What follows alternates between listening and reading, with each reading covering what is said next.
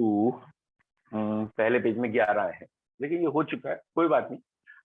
Exercise 4 पहले 11 में कोई दिक्कत नहीं बेटा, स्टार्टिंग से डिस्कस कर रहे हैं। हाँ, जैसे एक बच्चे को 6 में प्रॉब्लम है, ये रहा 6 क्वेश्चन, ठीक है। तो क्वेश्चन नंबर 6 2-3 बच्चों ने पूछा है। देखो बेटा, इसको करने के 2 तरीके हैं।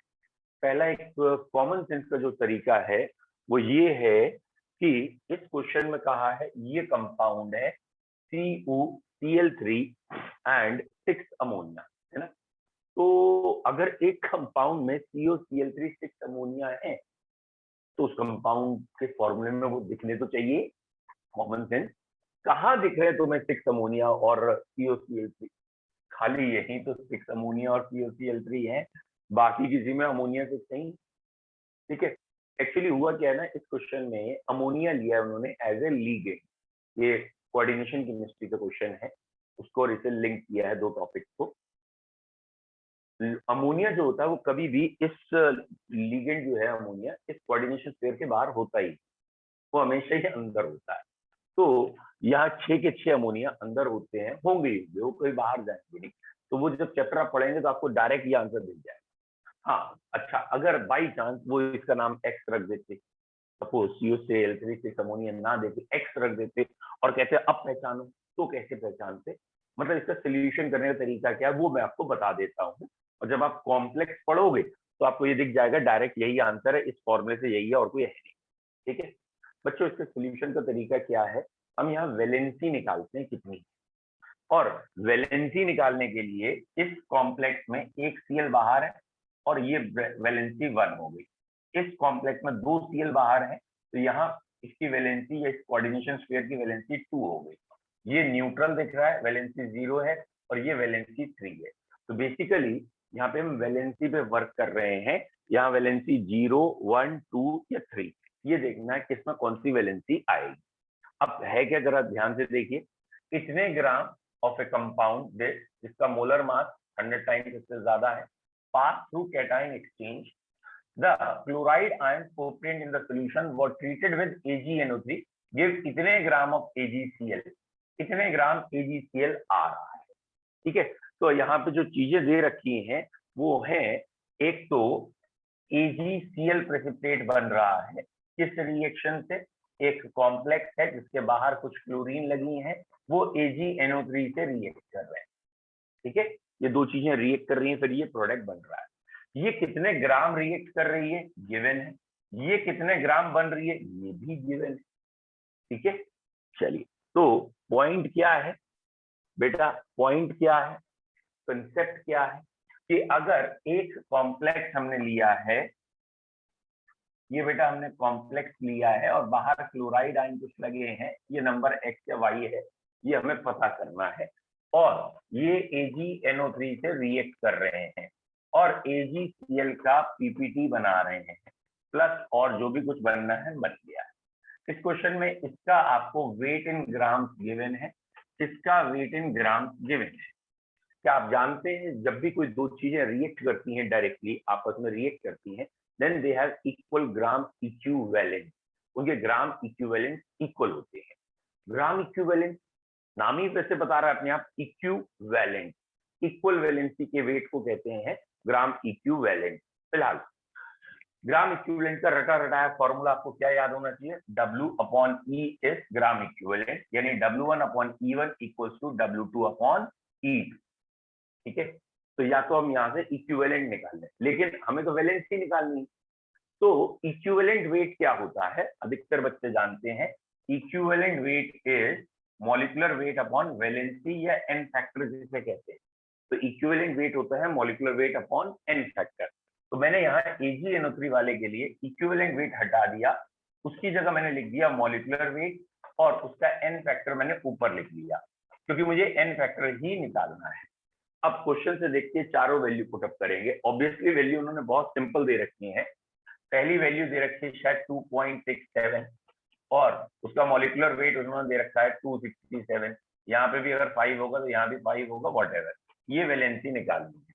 यहाँ शायद उन्होंने 4.78 दे रखी है और ऑब्वियसली AgCl बन रहा है, ये AgCl के लिए वैल्यूज लगाई जा रही हैं और AgCl का मॉलिक्यूलर वेट होता है 143.5। ठीक है। तो ये आपकी कैलकुलेशन 1/100 आ जाएगी। एंड मुझे उम्मीद है ये वाली कैलकुलेशन आपकी आप इसे सॉल्व करके देख लीजिए, 3 आनी चाहिए, दैट इज 1/300।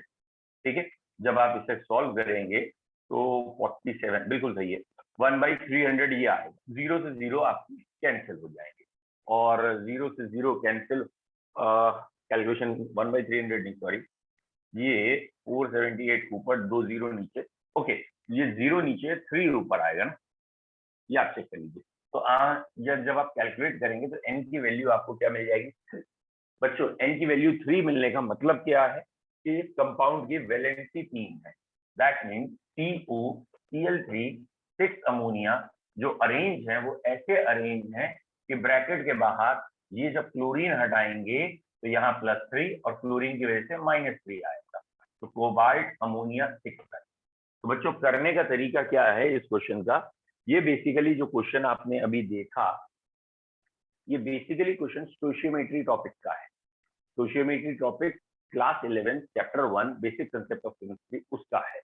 और स्टोशियोमेट्री टॉपिक में क्या कहा जाता है कि अगर दो चीजें रिएक्ट करती हैं तो उनके ग्राम इक्विवेलेंट इक्वल होते हैं। ग्राम इक्विवेलेंट बनाने के दो फॉर्मूले होते हैं, या तो normality into volume in litre होता है ग्राम इक्विवेलेंट, या फिर वेट अपॉन इक्विवेलेंट वेट होता है। और यहाँ हमें दोनों चीजें वेट में दे रखी थी।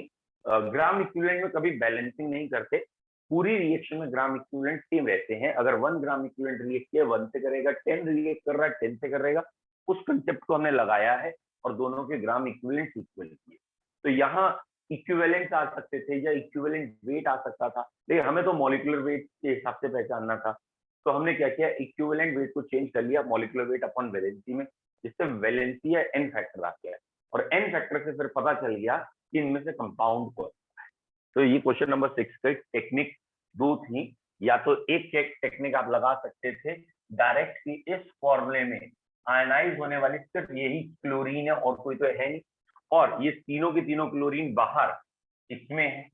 भले ही क्लोरीन यहाँ भी बाहर है, यहाँ भी बाहर है, लेकिन 6 अमोनिया भी तो चाहिए।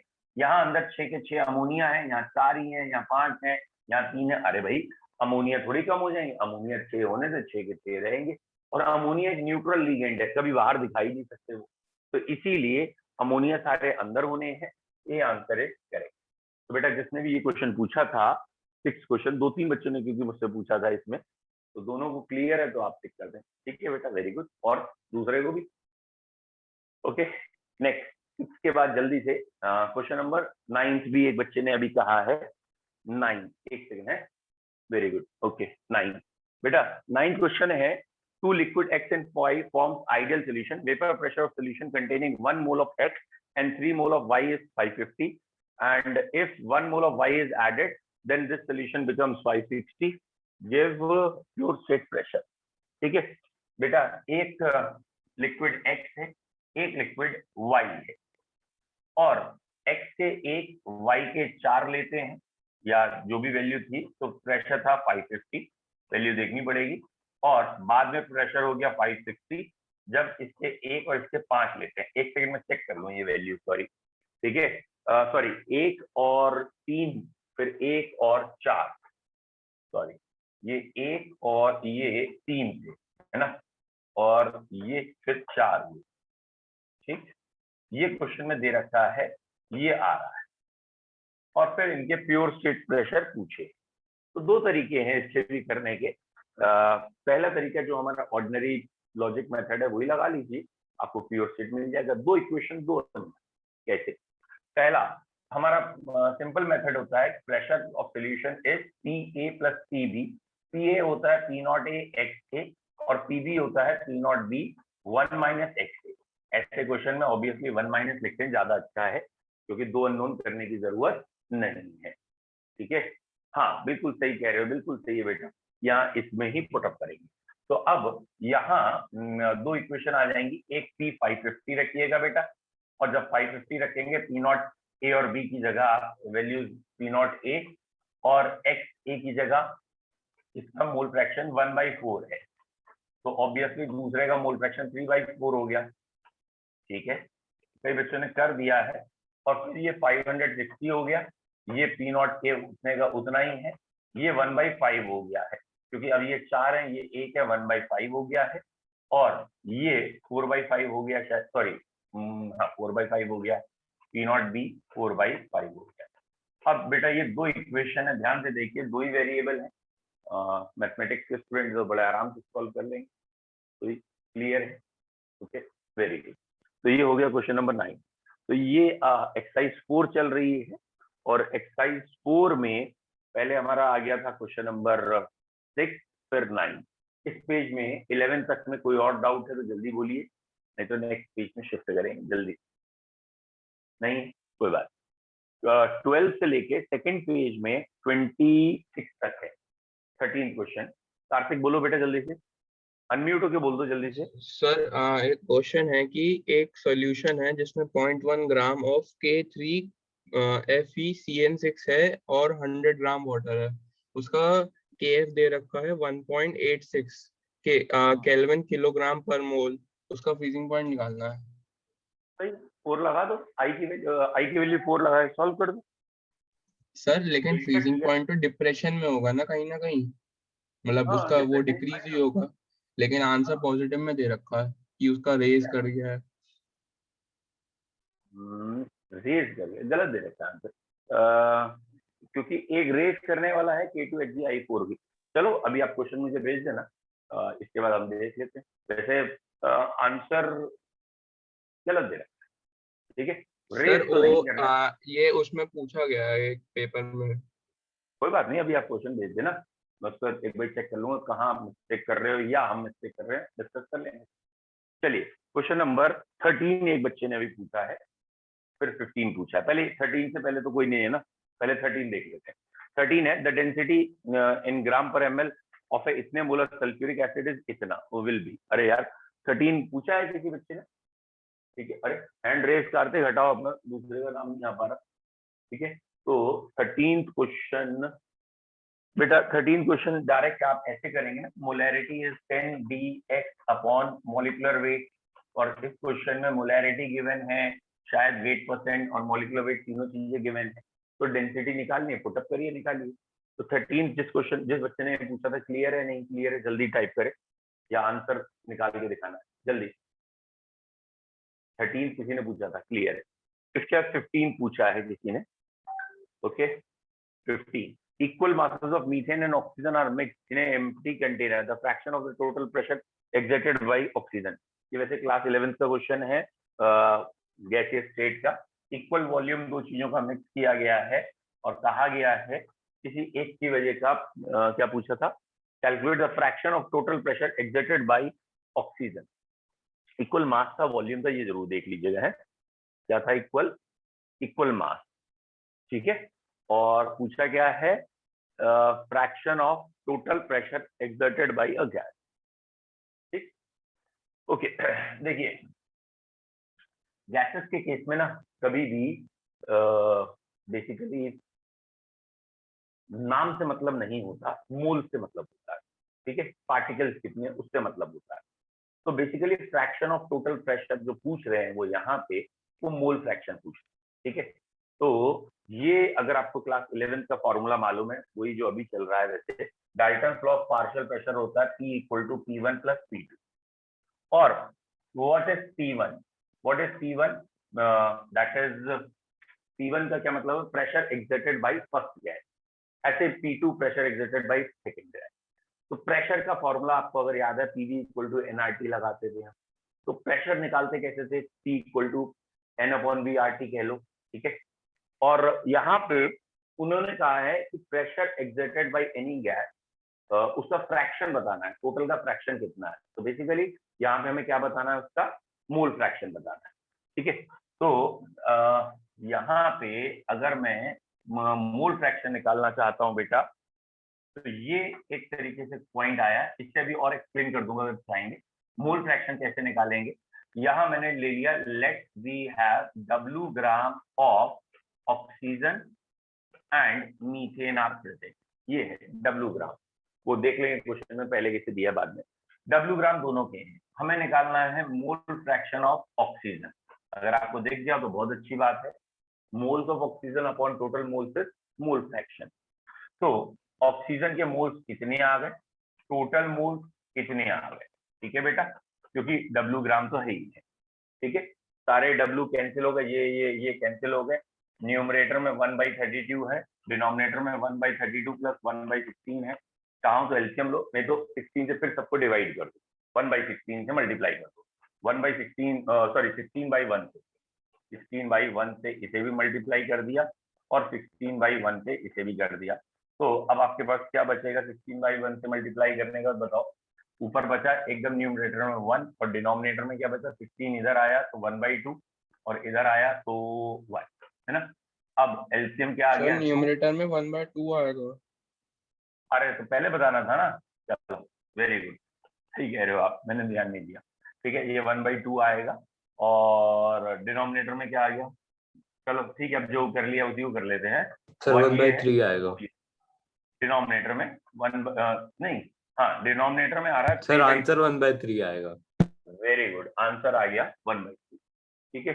तो ये चीज ही आपसे यहाँ पूछी है, दिस इज 1/3।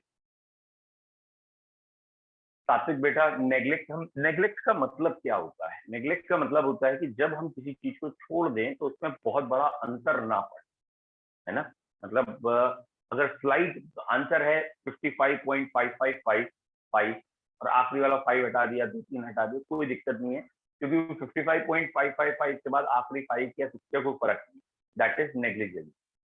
जहां पे एक वैल्यू 1/2 है, एक वैल्यू 1/3 है, या इसको कैसे नेग्लेक्ट करेंगे, वो दोनों नेक टू नेक है ना, तो आंसर में एक बड़ा चेंज आ जाएगा। तो नेग्लेक्ट यहाँ नहीं, जिसका क्वेश्चन था उसे क्लियर हुआ 15, ठीक है। जिसका क्वेश्चन था बेटा, जिसने क्वेश्चन पूछा था उसे क्लियर है, वेरी गुड। ओके, 15 के बाद एक बच्चे ने अभी मुझे 18 बोला था, ठीक है, क्योंकि मैं एक्सप्लेन कर रहा था तो मेरा ध्यान नहीं था। 18 है क्या, जिसने 18 बोला था जल्दी से दोबारा टाइप कर दो, या तो नेक्स्ट क्वेश्चन टाइप करिए जल्दी से। कौन सा पूछना है आपको, ये क्वेश्चन पूछिए।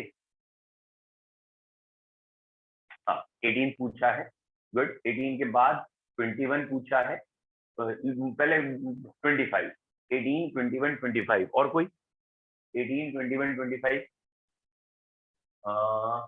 एक्सरसाइज 4 में बेटा, एक्सरसाइज 4 को बाद देख लें, 26, 27, 18, 21, 25, 26, 27, ठीक है। पहले अब ये 5 पे देख लेते हैं, फिर बाद में बात करेंगे। 18 क्वेश्चन है बेटा, 18 ग्राम of glucose added to 178.2 gram of water. Vapor pressure of this aqueous solution at 100 degree centigrade is 100 degree centigrade पे वेपर प्रेशर कितना आ जाएगा, ठीक है। तो 18 क्वेश्चन कैसे करना है बेटा, वो कह रहे हैं 18 ग्राम ग्लूकोज ऐड किया है, 178.2 ग्राम ऑफ वाटर में ऐड किया है। ग्लूकोज नॉन वोलेटाइल सॉल्यूट होता है, नॉन वोलेटाइल लोअरिंग कर देगा, लोअरिंग करने के बाद फिर बाद का प्रेशर निकालना है। तो 2 तरीके करने के, एक तरीका तो ये है P0 minus P upon P0 equal to N upon N plus N। बेटा यहाँ ये N शायद नेग्लेक्ट हो सकता है, अभी करके देख लेते हैं, ठीक। शुरू का प्रेशर शायद इन्होंने जो दे रखा है 760 है, ठीक है। ये रहा P0 760 minus P upon P0 760, 18 gram of glucose है तो 18 अपॉन 180, ये मोल्स ऑफ ग्लूकोज आ गए, और ऑब्वियसली 18 अपॉन 180 इज 1/10, और यहाँ नीचे 1/10 सॉरी 178.2 है, और उसका मोलर मास है दैट इज वाटर, है ना, 18, और इसके साथ मौजूद है फिर से यही 1/10। तो इस कैलकुलेशन को आप या तो कर लीजिए और इस कैलकुलेशन करके इसमें P निकाल दीजिए। तो यही शायद उन्होंने पूछा है प्रेशर ऑफ सॉल्यूशन, ठीक है, the vapour pressure of water in this aqueous solution. तो यही पूछा है उन्होंने, क्या आएगा। तो इसका क्वेश्चन का तरीका बेटा ये P निकालना है। दूसरा तरीका इसका क्या मैं बता सकता हूँ बेटा, बाद का प्रेशर, या इसको जब हम सॉल्व करते हैं तो ये भी तो आता है P is equal to P0 water into mole fraction of water, ठीक है। बाद का प्रेशर तो यही आता है। यहाँ से जब आप इसे सॉल्व करेंगे, इसे P निकालेंगे, ये 1 रख सकते हैं, 1 माइनस P अपॉन P0, 1 इधर आ जाएगा, या ये चेंज कर लें तो मोल फ्रैक्शन ऑफ वाटर दिखेगा, आप ये भी रख सकते हैं। तो बाद का प्रेशर निकालना था इनिशियल प्रेशर 760 था, मोल फ्रैक्शन ऑफ वाटर निकालना है। वाटर के मोल्स कितने हैं? नियरली ये 10 है, नियरली, ठीक है, 10 से स्लाइटली कम है, इतू सा कम है, या 9.9 कह सकते हैं, ठीक है। और नीचे मोल्स कितने आ रहे हैं? 9.9 प्लस 0.1 आ रहा है, ठीक है, ये वाला 0.1 है। तो नीचे 10 हो गए, ऊपर 9.9 हो गए। तो 760 मल्टीप्लाइड बाय 9.9 अपॉन 10, या 760 इंटू 0.99। तो 760 इंटू 0.99 कौन सा आंसर आपको दिख रहा है? 760 इंटू 0.99 कौन सा दिख रहा है? ठीक है, तो आई होप सो आपको ए और डी आंसर में सेलेक्ट करना है। 760 into 0.99 is not 7.6, is not 76। ए और डी में से कोई एक होगा। हाँ, अब कैलकुलेशन की बात है, 0.99 से मल्टीप्लाई करना फिर आएगा, ठीक है। ए और डी में से ही देखना है, डी सही है ये कह रहे हैं। तो क्वेश्चन नंबर हमने देख लिया है, दिस वन इज 18। 18 के बाद 21 है, 25 है, 18 के बाद 21। पहले मैं 21 पे बात करूंगा, बाद में बात की। 21, the degree of dissociation of Na2SO4 alpha है, bond of factor is I, calculate molar मास।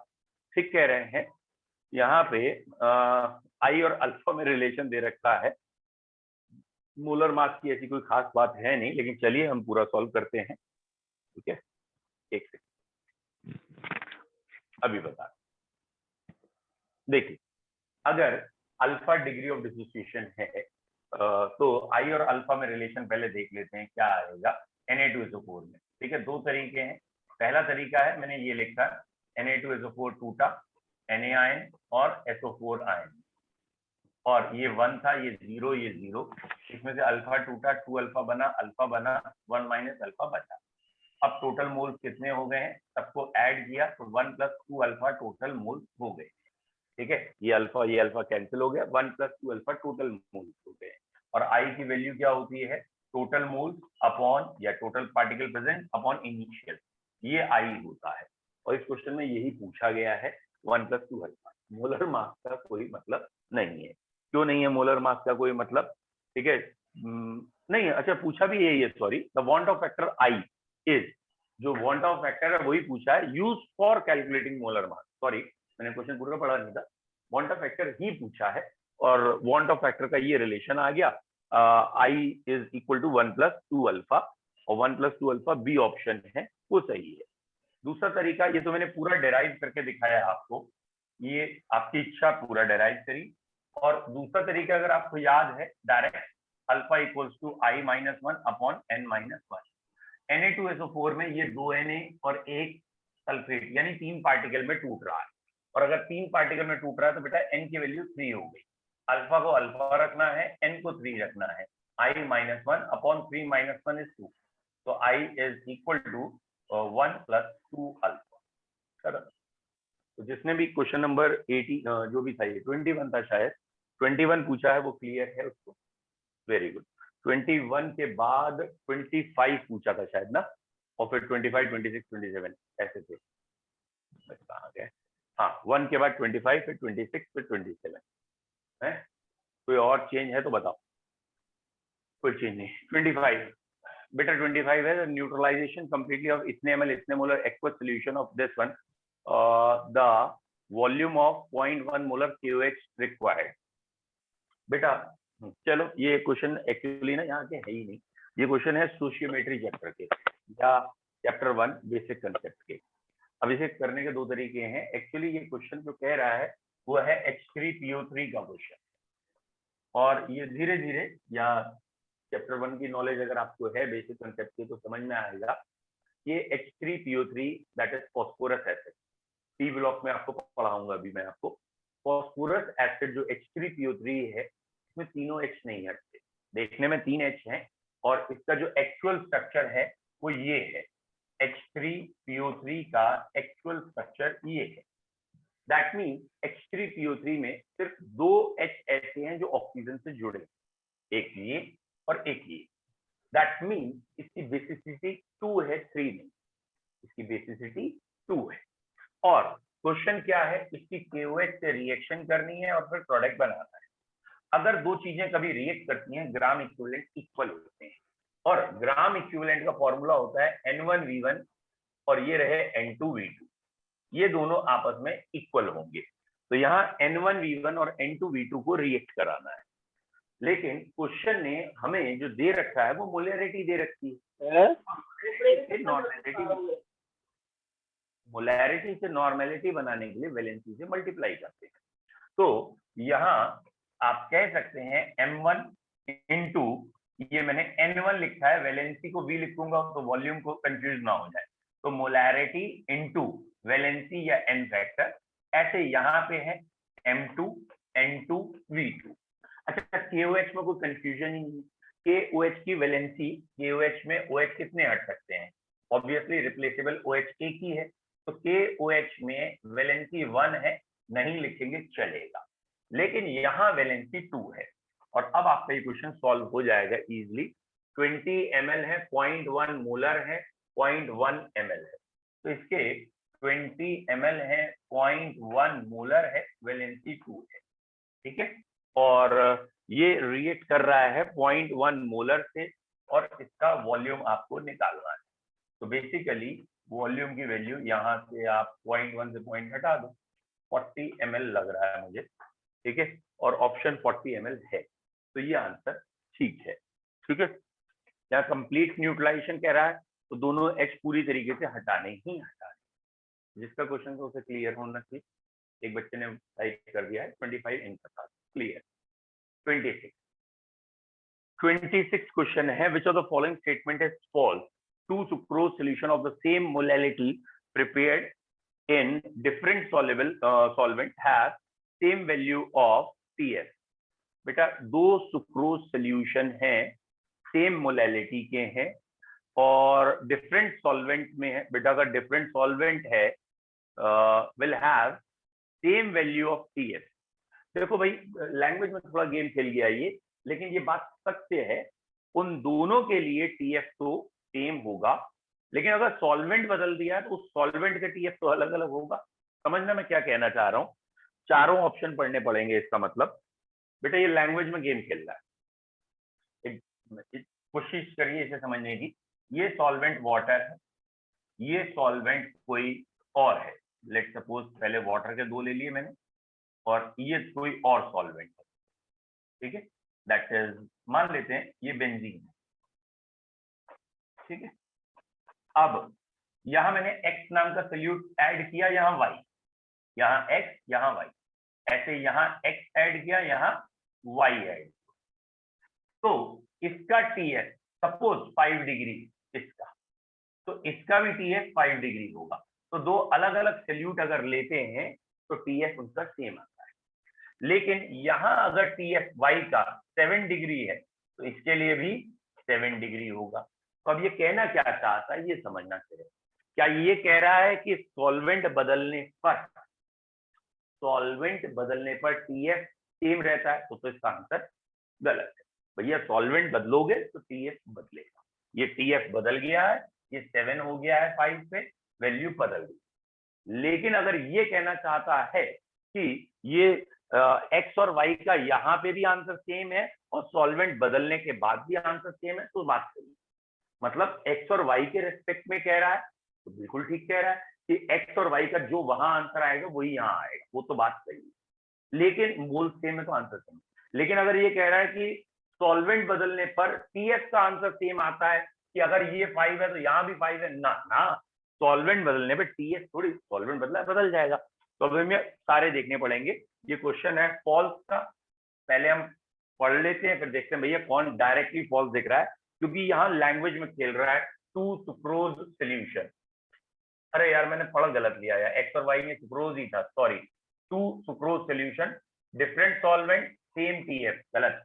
अगर सॉल्वेंट बदलते हैं तो TF तो अपने आप बदल गया, पहले ही गलत है, ठीक है। दूसरा, osmotic pressure is given by equation pi equal to mRT, सही है।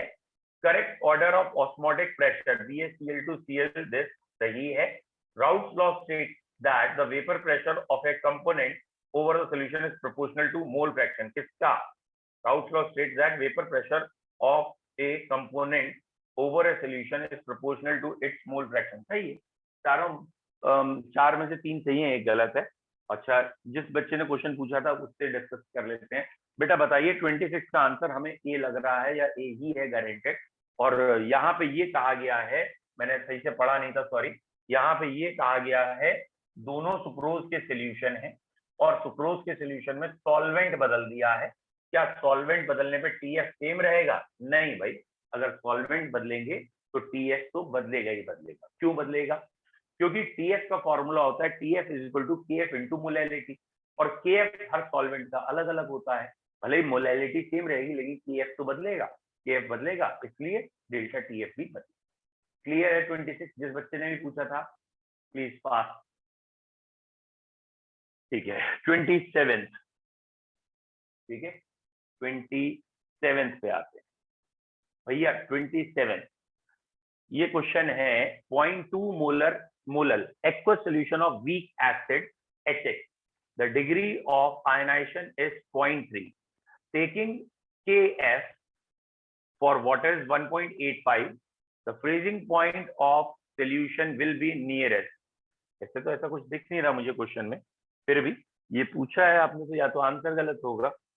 यहाँ क्वेश्चन ये है डेल्टा टीएफ, अब वो डिग्री ऑफ आयनाइजेशन दे ही रहा है तो I into KF into M, question में एम भी दे रखा है, केएफ भी दे रखा है और अल्फा दे रखा है, अल्फा से आई आ जाएगा। तो पहले हम आई निकाल लें, तो alpha equals to I minus 1 upon N minus 1। H X का केस है तो एन की वैल्यू 2 हो गई, तो ये 2 है, 2 में से 1 गया, 1 नहीं बचा। अल्फा शायद 0.3 था, आई निकालना था तो आई 1.3 हो गया, आई यहाँ 1.3 लगा दिया, केएफ 1.85 का है, मोलैलिटी शायद कही है 0.2, शायद कही नहीं है, सही में यही कही है, तो 0.2 इंटू दिस। तो इसको कैसे कर सकते हैं मल्टीप्लाई डिवाइड, जिससे कि आंसर बड़े जल्दी आ जाए। इसे थोड़ी देर के लिए मैं पढ़ रहा हूँ बेटा, ध्यान देना मैं कैलकुलेशन कैसे करता हूँ। 2 और ये 0.2, तो ये मल्टीप्लाई थोड़ी देर के लिए मुझे 0.4 दिख गई, लेकिन 0.4 है नहीं, उससे थोड़ा कम ही 0.4 मतलब मल्टीप्लाई कर लिया आंसर आपने सर? 0.481। यस सर, यही 0.481। अब मैं मान ले रहा हूँ इन लोगों ने कर लिया है, तो ये आंसर आ गया 0.48। अब यहाँ 2 ऑप्शन है, एक प्लस में एक माइनस में। यहाँ पूछा क्या है? फ्रीजिंग पॉइंट पूछा है, तो माइनस वाला आंसर सही है, क्योंकि डिग्री सेंटीग्रेड में पहले 0 से नीचे आए। अब वो बच्चा बताइए जिसने क्वेश्चन पूछा था 27, क्या क्लियर है? मुझे उम्मीद है उन्होंने आई नहीं लगाया होगा और आई की जगह अल्फा ही लगा दिया होगा, डिग्री ऑफ आयनाइजेशन ही लगा दिया होगा, और इसलिए गलत आया। 28 पूछ रहे हैं, 27 जिसने भी पूछा था क्लियर है? एक बार दिखा दीजिए जरा अपना सॉल्यूशन। एक बच्चा कह रहा है मल्टीप्लाई 0.221। मेरे बच्चे मल्टीप्लाई करने के बाद इससे भी तो मल्टीप्लाई करेगा तू, मतलब सारे मल्टीप्लाई 0.221 थोड़ी आएंगे, एक बार चेक कर ले। अच्छा, 0.221 आने का कोई सेंस ही नहीं है। क्यों? क्योंकि इसका डबल जब आप करेंगे 1.85 का डबल तो 3.75 आएगा, 3.70। 3.70 में पॉइंट लगाओ 0.37 को उससे बड़े से मल्टीप्लाई कर रहे हैं 1.3, ऑब्वियसली 4 से ज्यादा आना बेटा आपकी कैलकुलेशन हो जाए। सोल्यूशन लिखा है, जल्दी बोलो। अब जिसने क्वेश्चन पूछा था उसने जवाब दे दिया, नहीं दे दिया? क्लियर है? 27 जिसने पूछा क्लियर। अच्छा, नेक्स्ट 28 पूछता है ना? हटा दूं बेटा जी? 28, the elevation in boiling point of a solution containing 13.4 gram of CuCl2 in 1 kg water using following information। क्या हो गया बेटा इसमें? द एलिवेशन यानी डेल्टा टीएफ टीबी निकालना है, ग्राम दे रखा है, मोलर मास भी दे रखा है, मोल्स बन गए, वाटर 1 kg है, तो ये तो डायरेक्ट ही आंसर आ गया। तो delta TF is delta TB equal to KB into M है बेटा। इस क्वेश्चन में delta TB is equal to KB into M, ये निकालना है। केबी शायद 0.5 दे रखा है, मोलैलिटी के लिए उन्होंने सीधा कह ही दिया है, शायद 13 पॉइंट जो भी है 13.4 ग्राम है और उसका मॉलिक्यूलर वेट 134 है ना, और जो भी है देख लीजिएगा, अपॉन ये हुआ mole weight of solvent in kg, 1 ही दे रखा है, जहां तक मुझे ध्यान है 1 ही दे रखा है ना, 1 kg वाटर, और 30 ये 1/100 हो गया, तो ये इसके आगे 2 जीरो और लगाने हैं, है ना, 1/100 नहीं 1/10 है, एक ही जीरो लगाना है, बी आ गया आंसर। ठीक है सर CuCl2 है, सर आई आपने ले CuCl2 लिया। है, 3 आएगा आई। सॉरी सॉरी सॉरी, बिल्कुल सही कह रहे हो, मैंने तो ये देखा ही नहीं, मैं तो कुछ पढ़ता गया। वेरी गुड, बहुत बढ़िया, वेरी गुड बेटा, आप लोग अब बहुत अच्छा कर रहे हैं, इसका मतलब ए आंसर आएगा। आई एम सॉरी, मैंने इसको थोड़ा बहुत कैजुअली लिख लिया कि क्या इसमें कुछ पूछा ही नहीं, मैं ये देखा ही नहीं कि CuCl2 है, आई की वैल्यू 3 है। आई एम सॉरी बेटा, आई 3 है तो 3 टाइम्स करना था, ठीक है, और इसलिए ये आंसर नहीं। यही सिली मिस्टेक एग्जाम में भी होती है हमसे कि हम बहुत कैजुअली लेने लगते हैं, अरे ये तो बेकार क्वेश्चन है, अरे ये तो बहुत इजी, तो मैंने यहाँ पे आई नहीं लगाया। अच्छा, एग्जामिनर कभी नहीं कहेगा ये एसोसिएट है, ये डिसोसिएट है, वो आपको खुद सोचना है, वाटर में जाएगा ये डिसोसिएट होगा होगा, इसलिए आई की वैल्यू 3 आई। गुड, वेरी गुड बच्चों, ये आंसर इज करेक्ट, आया हुआ क्वेश्चन है 2003 पुराना। बताइए बेटा, 28 के बाद 32 तक कोई भी डाउट है तो जल्दी पूछिए इस पेज में, नहीं तो नेक्स्ट पेज में पूछते हैं। और अब फिर से क्वेश्चन लिख लीजिए, मैं देख रहा हूँ स्क्रीन।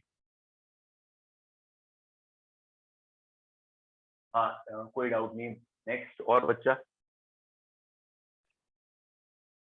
बोलो, नंबर बोलिए 28 के बाद, वॉट एवर 32, 40, 45, कोई डाउट नहीं। वेरी गुड, तो ये वाली शीट इसका मतलब हमारी कंप्लीट होगी। 28 के बाद अब अगली शीट स्टार्ट हो रही है, एडवांस जिसपे लिखा है, ये लिखा सब बेकार है, ऑब्जेक्टिव है, होने चाहिए आपसे, nothing is something advance of this. ठीक है, अगली शीट में आपने कहाँ तक कर रखा है प्लीज, अगली शीट अगर स्टार्ट की है तो बताइए, नहीं की है तो बताइए। 12th क्वेश्चन एक बच्चे ने पूछा है, 12th से पहले किसी को डाउट है नेक्स्ट शीट में? अच्छा 6 है, फिर 25 है, 6, 12, 25, 3 क्वेश्चन मैंने ले लिए हैं, पहले हम इन 3 को डिस्कस करते हैं, 6, 12 और 25। देखते हैं क्या है। सर पहले 14। 6 पे, चलो पहले 6 पे आते हैं, 6 के बाद ही आएगा 14, तो अभी एक सेकंड 6 के बाद देख लेंगे। ये रहा 6 question, 10 ml HCl 3 molar, 20 ml normality दे रखी है, फिर 30 ml नॉर्मेलिटी दे रखी है, mix together volume is made 1 litre resulting solution. तो बेसिकली जो फॉर्मूला लगना है यहाँ N1V1 plus N2V2 plus N3V3, ठीक है, और नॉर्मेलिटी में कोई बैलेंसिंग नहीं होती, कुछ नहीं होगा, और ये N' V' होना चाहिए, लेकिन बाद का वॉल्यूम 1 लीटर दे रखा है, बाद के वॉल्यूम में ये नहीं कहा सबका वॉल्यूम ऐड करो, तो आप खाली सबकी वैल्यूज पुटअप करिए और आंसर चेक करिए। 10 into 3, 20 into 1/2, 30 into 1/3, 10 into 3, जरा बस ये ध्यान रखना, ये लीटर लिया है शायद मैंने, अभी देखता हूँ, 20 into 1/2 और 30 into 1/3, जरा ये देख लेते हैं वॉल्यूम काहे में, वॉल्यूम ml में, ओहो वॉल्यूम ml में बच्चों, तो बाद का 1 लीटर भी ml में रखना, ये ध्यान रखिएगा, अगर आपके यहाँ के वॉल्यूम ml में तो यहाँ भी ml में रखना, इट इज द कॉमन। तो 10 3 टाइम 30 है ना, 10 10, अरे यार कैलकुलेशन फिर देख लेना कहीं कोई और गलती तो नहीं है, जैसे लास्ट टाइम हमने गलती की फिर सही किया। तो नॉर्मेलिटी इज 50/1000, 50/1000, एक जीरो गया, 5 into 10 की पावर -2 लग रहा है, 0.05 लग रहा है। एक बार चेक करें क्या है, तो इन्होंने ऑप्शन दे रखे हैं n/20, ठीक है, 1/20, ये आंसर है। तो क्वेश्चन नंबर 6 जिसने पूछा था उसको बी आंसर मुझे लग रहा है सही मिलेगा, चेक कर लीजिएगा। क्वेश्चन नंबर 6 में कोई डाउट, जिसने पहले 6 पूछा है, 6 में कोई डाउट नहीं, क्लियर है? तो जिसने पूछा तुरंत टाइप किया करो, अच्छा कर दिया तो बात अलग। सी आंसर है सही, समझ में आ गया है, समझ में आ गया, 1 टाइप करो, नहीं आया तो पूछो जल्दी। 6 के बाद अगला क्वेश्चन, हाँ बोलो बेटा, अब अगला क्वेश्चन क्या था? 6 का 12 था 14 था, क्या था? जो भी बच्चे ने बोला था जल्दी बोलिए। 6 के बाद 12, ठीक है, okay. 12, the molarity of a solution of this gram in 500 ml, इसमें ऐसा कुछ है नहीं, 500 ml में इतने ग्राम है, मोलैरिटी बतानी है 12 ना। तो बेटा अगर 500 ml में ग्राम पता है, molarity moles per litre, 1 litre में कितने मोल्स हैं, तो टाइम का फॉर्मूला लगा लीजिए, 10.6 ग्राम है। फॉर्मूला क्या है मोलैरिटी का, weight upon molecular weight into 1000 upon volume in M. ये फॉर्मूला है मोलैरिटी का, और ये 0.2 मोलर आ गया, ठीक है, डायरेक्ट वैल्यू लगाई, तो 12 है ए ऑप्शन। समझ में आया? अभी 14 पे आ रहा हूँ बेटा, पहले 12 एक बच्चे ने अभी बीच में कहा था ना, क्लियर, ठीक है, तो जो डाउट है वो भी क्लियर होना चाहिए। 14, which one of the following solution of sulfuric acid will exactly neutralize 25 ml 0.2 molar NaOH solution? तो आप बच्चों ये वाला चीज ध्यान रखने वाली बात है, यहाँ पे क्या ध्यान रखना है कि ये तो NaOH है और NaOH की वैलेंसी 1 होती है, कोई दिक्कत नहीं, लेकिन ये H2SO4 है और H2SO4 की वैलेंसी 2 होती है। तो यहाँ पे अगर मोलैरिटी 0.1 है तो नॉर्मेलिटी 0.2 है, मोलैरिटी 0.1 है तो नॉर्मेलिटी 0.2 है, तो ये जरा ध्यान रखने वाली बात है। इन दोनों का मल्टीपल, ये तो मल्टीपल कहलाएगा आपका सीधा N1V1, और ये मल्टीपल 25 × 2 50 आ रहा है, यानी 5 आ रहा है, पॉइंट हट गया, तो 5 ग्राम इक्विवेलेंट कह लीजिए, या सही भाषा है मिली इक्विवेलेंट 5 है। अब यहाँ मिली इक्विवेलेंट 5 कहाँ आ रहे हैं, यहाँ वैलेंसी डबल करना मत भूलिएगा। तो वैलेंसी जब आप यहाँ डबल करेंगे तो ये बी ऑप्शन में 25 × 0.2 यानी ये भी 5 दिखेंगे, इसलिए बी ऑप्शन करेक्ट है। सी ऑप्शन क्यों गलत है कि वैलेंसी 4 हो जाएगी, डी क्यों गलत है, वैलेंसी 4 हो जाएगी, नहीं आएगा। तो जिसने भी क्वेश्चन पूछा है 14, आपको ये ध्यान रखना है कि जब भी न्यूट्रलाइजेशन का केस होता है तो N1V1 N2V2 होता है, M1V1 M2V2 नहीं होता, मोल्स में बैलेंसिंग करनी होती है और ग्राम इक्विवेलेंट में नहीं, तो N1V1 N2V2 इक्वलाइज करिए। गुड। 14 के बाद भी एक क्वेश्चन था शायद 25, शायद है ना, 25 25 बच्चों 25 ये रहा, vapor pressure of solution containing 5 gram of non-electrolyte solution in water is 2985। अरे हाय, ये देख रहे हो, कॉमन सेंस लगाओ, एक्चुअल प्रेशर वेपर प्रेशर 3000 है और बाद का 2985, लोअरिंग कितने की हुई, 15 की, 15 अपॉन इनिशियल कितना था 3000, और मॉलिक्यूलर वेट निकालना है। तो बेटा इसका निकालने का जो बेसिक या बेस्ट इजीएस्ट तरीका है मॉलिक्यूलर वेट का, ठीक है, आपकी इच्छा है पूरा करने से पूरा कर लीजिए, ये है P0 - P upon P0 equal to N upon N+N, लेकिन बहुत कम लोअरिंग दिख रही है तो N अपॉन N लगा सकते हैं, विच इज नियरली, थोड़ा बहुत अंतर आएगा, और स्मॉल w स्मॉल m लगा दीजिए, capital W capital M, capital W और यहाँ कैपिटल, मतलब ये इसका कन्वर्जन है, ये इसका कन्वर्जन। ये 15 का लोअरिंग आई थी, 3000 इनिशियल प्रेशर था, और मैंने थोड़ा सा नेग्लेक्ट करते हुए यहाँ पे m निकालना है, वेट ऑफ सॉल्यूट ना, मोलर मास ऑफ सॉल्यूट निकालना है, और कितने ग्राम है वो देख लेता हूँ फिर से वैल्यू, क्या है 5 ग्राम है और 100 ग्राम वाटर है, 5 ग्राम है ये, 100 ग्राम वाटर है, और वाटर का मोलर मास 18, तो m की वैल्यू आ रही है 5 × 18 × 3000 अपॉन 15 × 100, 2 जीरो निकल लिए, 5 या 15, 3 निकल लिया, 10 आ गया, ये 18 10 180 आ गया, तो ये 179.1 भी हो सकता है, 179.8, 180 के आसपास, 180 के आसपास ये भाई बैठे। तो ये मैंने अप्रोक्सीमेट किया और फिर मैंने अप्रोक्सीमेट में आंसर देख लिया, मुझे मालूम है कि वो 180 आ रहा है मेरा आंसर वहां अप्रोक्सीमेट में, उससे 1 सा कम 1 सा ज्यादा आएगा, 178.2 सही है। बाकी ऑप्शन में बहुत लंबा गैप है, 68, अगर ये 178.2 और 178.7 या 179 होता तो मैं आपको कहता है एग्जैक्ट की तरफ जाइए, मतलब नीचे बिना नेग्लेक्ट किए सब करिए, अभी कोई जरूरत नहीं, डायरेक्ट कर। नेक्स्ट ये 25th क्वेश्चन जिसकी प्रॉब्लम भी क्लियर है,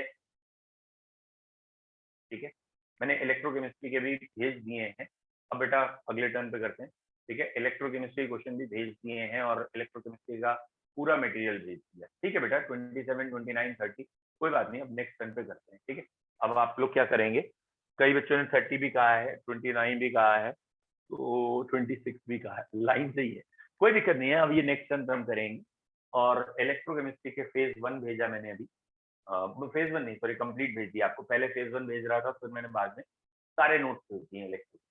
और जो बच्चे थोड़े से देखना चाह रहे हैं, शार्प माइंडेड है, ट्यूटोरियल 1, ट्यूटोरियल 2, ट्यूटोरियल 3 यहाँ तक हम पहुंच चुके हैं। उसमें ट्यूटोरियल बहुत अच्छे हैं। और कल एक दो बच्चों ने जैसे कहा था ना, प्रैक्टिस पेपर दे दीजिए ये वो, तो इलेक्ट्रोकेमिस्ट्री के वो कंपटीशन लेवल भी है, और उसका बेसिक 12 अगर स्ट्रांग होगा कंपटीशन इजी हो जाएगा। तो इलेक्ट्रोकेमिस्ट्री में जो ट्यूटोरियल 1, 2 और 3 है, उनको आप स्टार्ट करिए। थोड़ा बहुत उसमें जो चेंज है आज शाम के बैच में मैं आपको बता दूंगा, वो आपसे हो जाएगा। मतलब एक नर्स इक्वेशन को थोड़ा सा और एलोबरेट करना रह गया ना, पीएच से रिलेशन, वॉल्यूम से रिलेशन, वो आज हो जाएगा। और आज होते ही ट्यूटोरियल 1, 2 और 3 आपसे पूरे सॉल्व हो जाएंगे। शुरू की कंसाइज थ्योरी बहुत अच्छी है, 7 में थ्योरी 10 या 12 पन्नों की है। आखिरी के 3 पन्ने तो बेकार हैं क्योंकि उसमें सारे इलेक्ट्रोड पोटेंशियल है। तो जो 10 पन्नों की थ्योरी उसमें 6 पन्नों तक या 5-6 तक पहुंच चुके हैं कंसाइज में।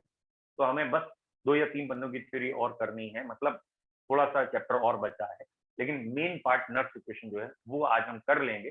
फिर आप 1, 2 और 3 वाले पेज नंबर शायद 35 के आसपास में देखिए। ठीक है, चलिए शाम को बैच में मिलते हैं। Have a nice day. Thank you sir. Thank you, sir. Bye, sir. Thank you, sir.